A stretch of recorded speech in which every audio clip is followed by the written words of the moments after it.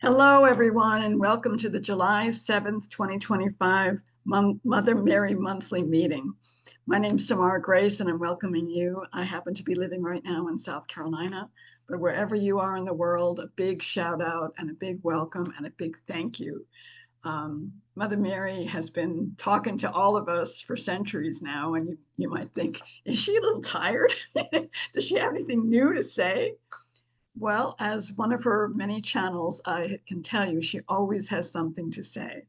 And tonight's broadcast is no different. I think she'll be talking a little bit about the times that we're in, but more importantly, how do we stay joyful? How do we maintain our energy when there is so much discord and so many difficult things that people are going through right now? So in just a moment, you'll hear my voice change just a little bit, and I'll be bringing through Mother Mary for the message. If it's something that resonates with you, I'm very happy for that. If it doesn't, change the channel. It's fine with me too, because all of us need to find that which resonates with us, that which feels powerful and empowering and resonates with us. So I hope you enjoy it. I know I always do, and I'm very, very grateful for all of you. Feel free to invite others. And I do also post these videos on both my YouTube channel and also on my Facebook page. So you can kind of review them and share them as you like.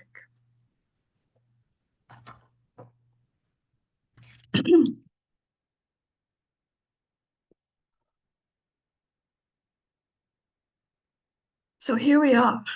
Here we are, 7/7/2025. Even those last two digits are another 7. What does all that mean?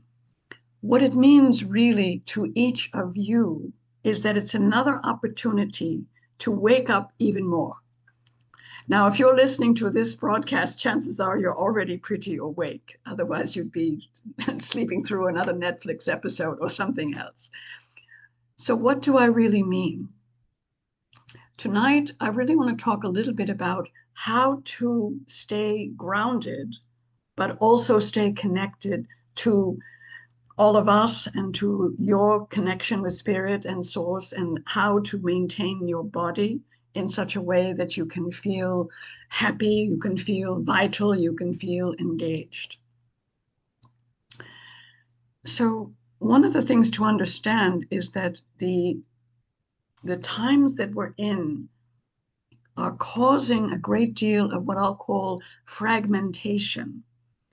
You know, it used to be people gathered together and they actually spoke to each other. And now everyone's on these little devices, including tonight when we're on a device and you're on your device. But at least we can see each other. And hopefully we're actually looking at each other and hearing each other during this time.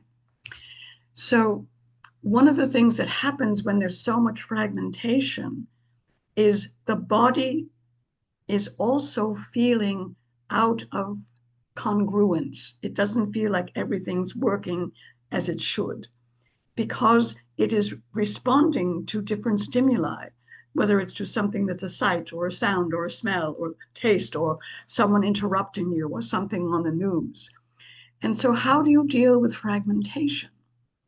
The simple and easy answer is pay attention. Pay attention. And what I mean by that is come back to the present moment. Take a breath, take another breath, take another breath, and say, here am I. I am here. I am. And all of you that have studied the I am teachings, what you know is to say, I am, and then follow that up with something wonderful. I am a child of God. I'm a light for the world. I'm a woman of light, a man of light, whatever is coming to you. And you might think to yourself, well, what good does that do? That situation is still out there. That person's still bothering me or whatever.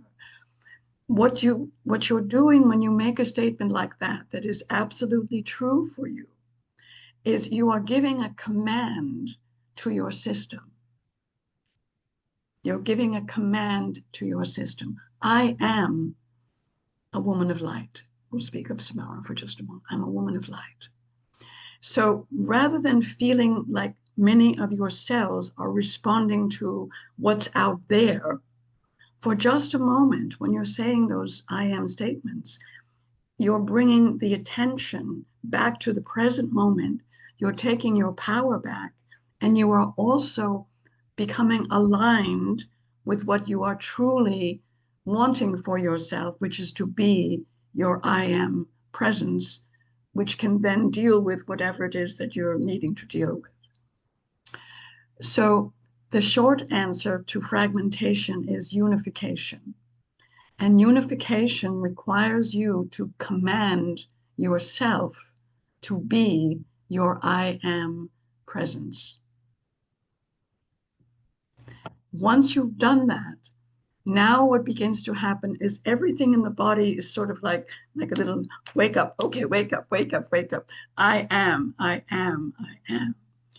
Now, that doesn't always last for the rest of the day, but it lasts in that moment long enough for you to then do a couple of added things. The first added thing is to put your feet in the earth. Now, you may be in your living room, you may be driving your car, you can't, necessarily literally put your feet in the earth, but you can do it intentionally. You can say, I belong on the earth at this time. Now, many of you have said, please take me home. I don't want to be here. I've heard it. But I'm telling you, you will be there as long as you're meant to be there. So as long as you're still on the earth, you're meant to be there. And so by putting your feet on the earth and affirming, I belong here at this time. Now what you're doing, in addition to unification, you are now allowing yourself to not be taken into some other scenario, some other story, some other way of thinking, well, I should be over here, or I should be over there, or whatever. I am here. I am meant to be here on the earth right now. I belong here right now. There's a a distraction for many of you, which is a longing to be home, a longing to be home. And for most of you, that home isn't a geographical place on the earth, it's home with us. And so what happens though with that longing, if you are not aware of it, there's always sort of a feeling of disruption or disturbance, that you're not really where you're supposed to be somehow. Well, wherever you are, that's where you're supposed to be for right now. And when you say, I belong here on the earth at this time, you're quieting down the part of you that is dreaming of another time and another place. And that is going to bring the cortisol level down, that's going to bring the anxiety down, that's going to bring the fight or flight syndrome down, because you say, I belong here on the earth now. I'm where I'm meant to be right now.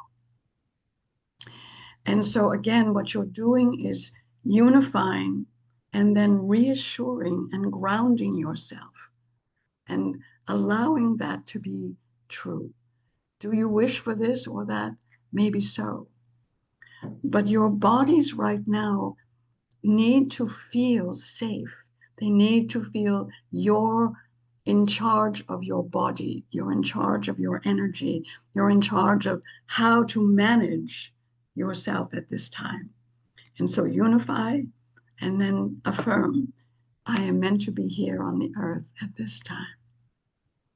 Once you've done that, take a few more deep breaths. If you have to make a decision, if you have to do something or respond to something, just I invite my higher self to guide my next steps. Okay, so here's what you've done. You've unified your physical presence, which includes, of course, your mental body, emotional body, etc. You've grounded yourself so that you're truly here, now, in the present moment. And now you continue that by connecting to Source, your higher self. Call on your angels, call on me, whatever feels right to you. And you've asked for our help to guide your next steps, or for your higher self to guide your next steps. All of this means that you have taken full responsibility for your authority and your power. That is crucial at this time, because what is happening with all of this fragmentation is that people don't feel powerful. They feel like they have to be just on alert, on high alert at all times with everything that's going on. And so they're poised for the next disaster, the next shoe to drop, something. And as a result of that, they're not functioning from this place of oneness and wholeness. And therefore, they're not going to be as effective in creating what I know you would all like to create, which is peace and well-being and vitality. So this is to understand that as you do that, you will feel better. You will feel peaceful. You will feel empowered. And then you will be able to take whatever steps you're guided to take. Just a moment. Why is this important? What you have to begin to understand is that everything out there is a reflection of what's in you and everyone else. All of the chaos, all of the changes, all of the who should do what to whom to when, this and that, all of that is a reflection of the inner fragmentation currently existing in humanity, as within, so without. Now, you can't change every single person at this moment in humanity, but can you imagine as you change, as you become peaceful, as you become centered, as you become comfortable again being here on the earth at this time, as you connect with Source and higher self, now what will be happening just outside of you is a much more serene experience. Now, will it all go away? Will it all change overnight? Of course not. Because what you're in right now is a revolution of energy, a revolution of power, a revolution of personal responsibility, a revolution of beliefs and ideas. And honestly, it's going to take a while. It's going to take a while because people are waking up, but they're not yet understanding that what they might want out here first has to come from within themselves. So you're moving out of, you as a world are moving out of many of the old structures and belief systems and paradigms in which you might have felt, if you lived at those times, that you didn't have any power. And in some cases, if you were a slave or something else, it certainly would have felt that way. But this is the time when the power is awakening in each and every person to then decide, and I'll keep a simple statement, what would love do here? What would my love do here? My love for myself, my family, my friends, my animals, my community, my trees, my flowers, etc., etc. What would love do here? But it has to come from a unified self, from a unified field, if you will, of energy. Otherwise, it is too evanescent, too ephemeral, too airy-fairy in a way. It has to come from this steadiness that you've created, where you've got your feet on the ground. You've affirmed that you do belong on the earth at this time, and that you're ready to follow whatever spirit and Source are guiding you to do.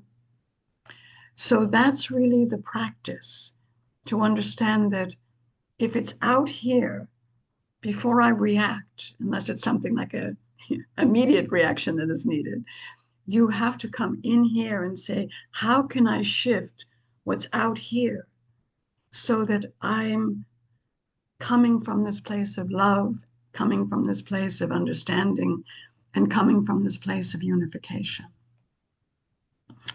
And so that's really the challenge that lies ahead. And as you choose this, if it feels right to you, and as others are choosing this, now what begins to happen is that the fragmentation that you had been feeling in yourself is now virtually gone, mostly gone. Therefore, the people that are going to be gathering around you to love and support you, their fragmentation also will be diminished or gone, because you will be attracting the people, just like on our call tonight, who are already very focused on being of one heart and mind and living a life of love. And perhaps what I'm offering you tonight is this understanding that you are the way showers, not necessarily on a soapbox. Some of you will be on a soapbox or write books or poems or, teach classes, and that's wonderful, wonderful, wonderful. But it's also your presence. Just being calm in the storm is what will make a difference. Just being peaceful, being hopeful, being loving, that is what will make a difference, certainly for yourself and friends and family, but it sort of moves out then from there. For a long time now, coming up, there will be no leadership that you love. Yeah, I hate to be the bearer of bad news. No leadership that you love. What do I mean by that? And I'm not talking politics. Because think about it for a moment. Everyone in leadership right now, like you, is dealing with hundreds and perhaps even thousands of fragments of thought and beliefs and old ways of doing things, and not enough money for this, and old systems that aren't working, et cetera, et cetera, et cetera. And so the purpose behind that, though, is for each of you to rise into your leadership, to be the leader you are meant to be, by leading first yourself and then leading by example through your, like I said, your friends, your family, your work, whatever you're doing. This is not meant to be a time when someone's going to come and be the savior for everyone. It's not going to happen. And the reason behind that is really what Jesus told you all those years ago. All that I do, you can do, and more.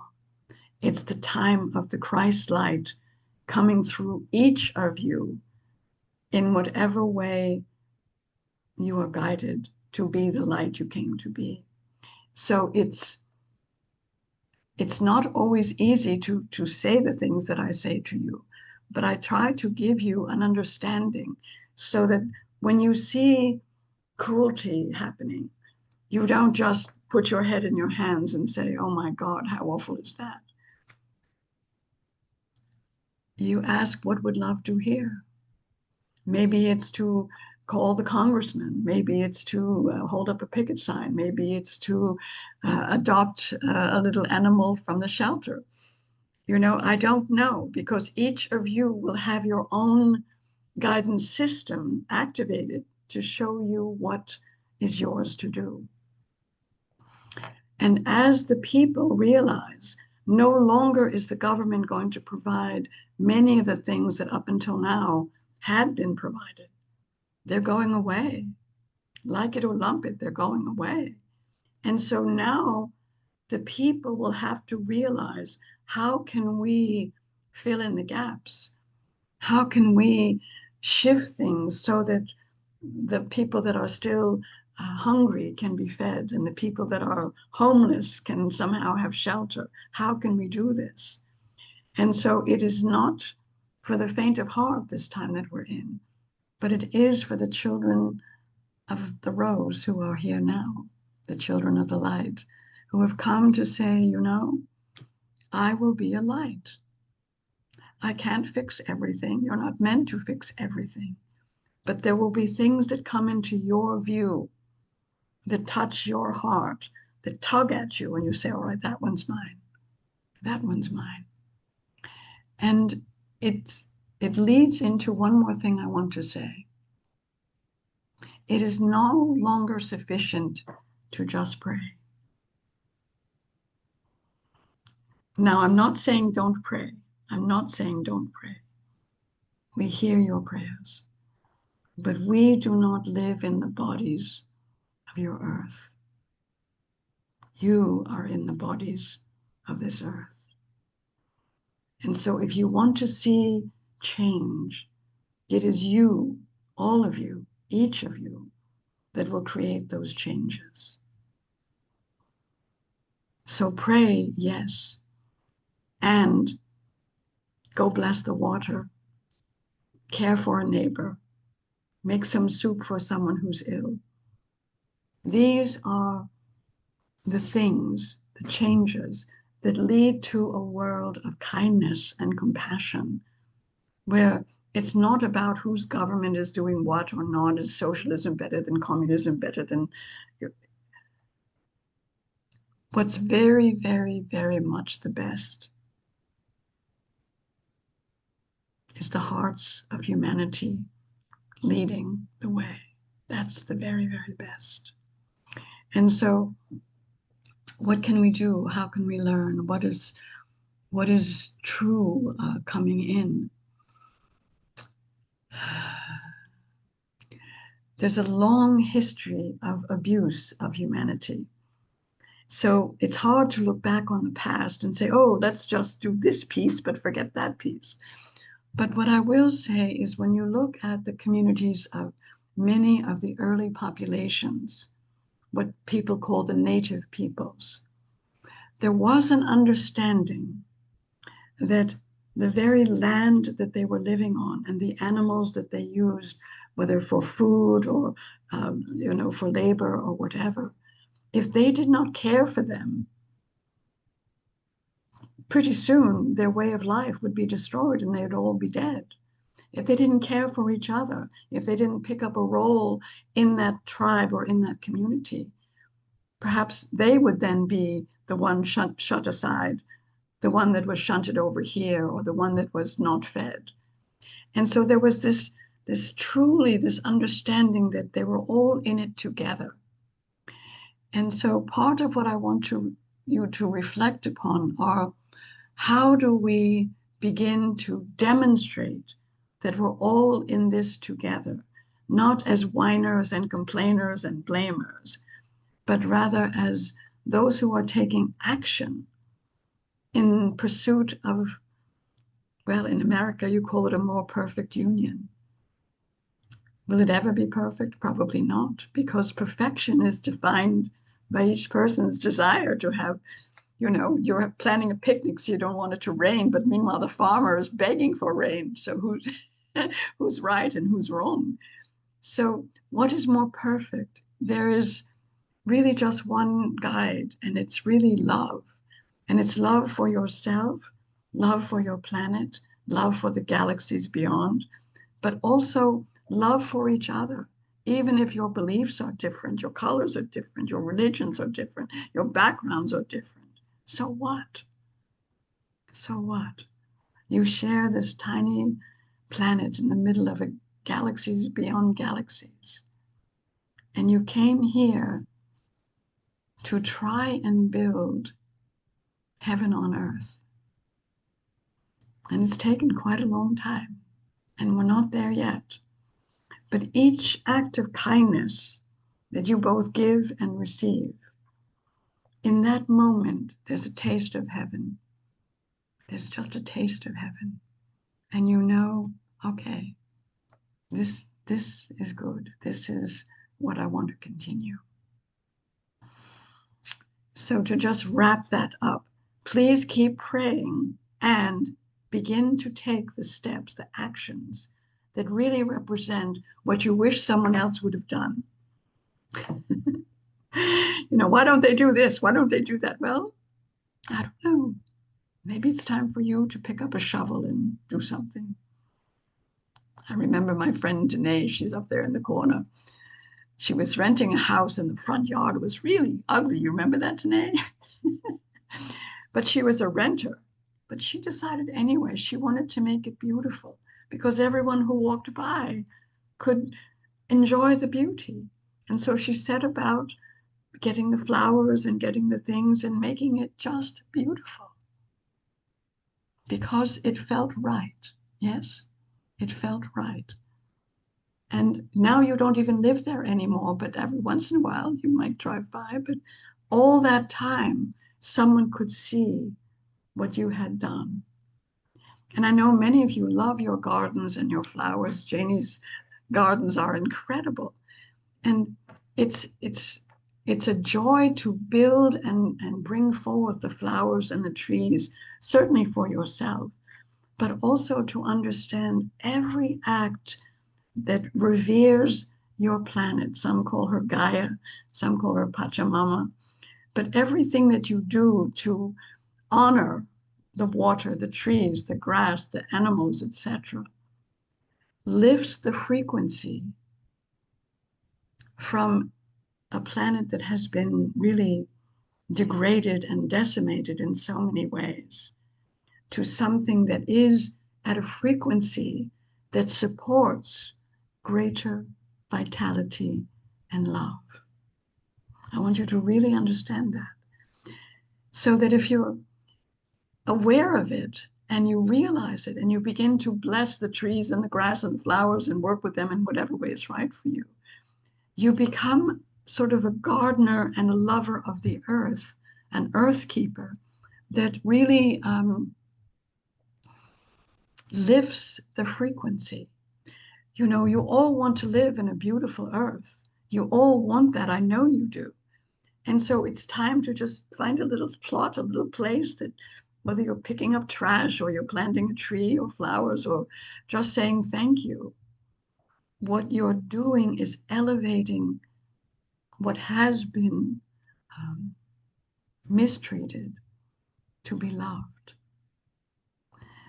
And again, I feel like I'm preaching to the choir here, but when you think about mistreatment